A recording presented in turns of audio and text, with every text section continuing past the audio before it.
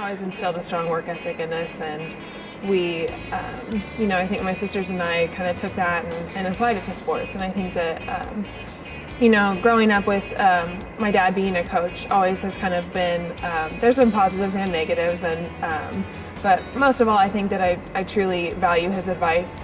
She always was very good about putting the team first, and that was instilled.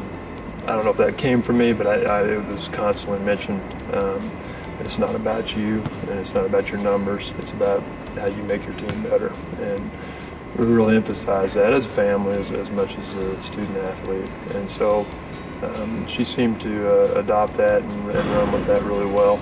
And I think a lot of that has to do with the Christian upbringing too.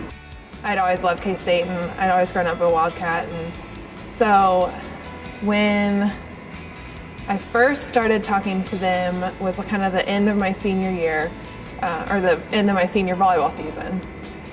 And they kind of had talked to me about walking on and just kind of being a role player. I wasn't very skilled in volleyball, but they knew that I was kind of athletic, and so they were willing to give me a chance.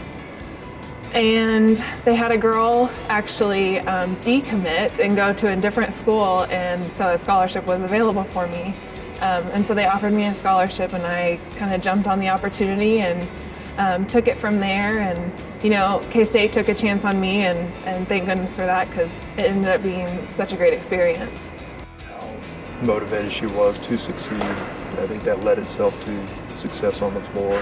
Probably the most proud moment of her career was earning all Big 12 honors her senior year and honorable mention, but still being selected to that, I think spoke highly of her 4 years of getting better and improvement.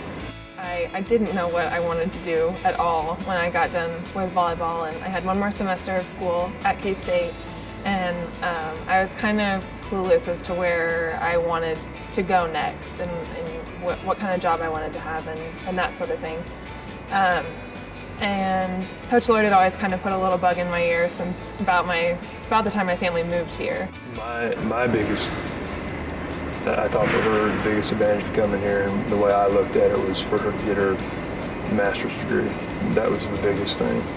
And secondly, it was a chance to play and continue to be an athlete. Talked to Coach Lloyd, and I came on a visit and decided that having one more year to kind of decide my career path that I wanted to take, and also have the opportunity to play basketball, was just a really good decision for me at that time. And I'm very happy that I did make the decision, because I'm having a blast here, and I really love Pitt State. As you try and focus on your game, when we play fall, you're immediately following the girls' game.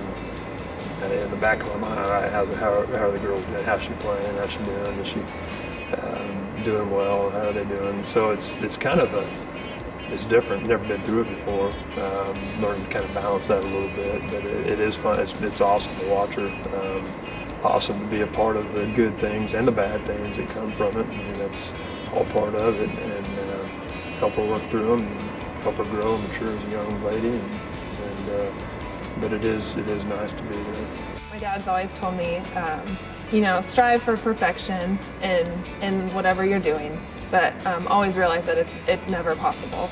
You can strive to be perfect as much as you want, but you're going to hit bumps, and you're going to hit things along the way that are going to not allow you to be perfect. And so when you're out in the game, try not to get kind of too caught up in your head. And I have a tendency to do that, and over time I think that he has helped me kind of get out of my own head and give to others, to not worry so much about being perfect.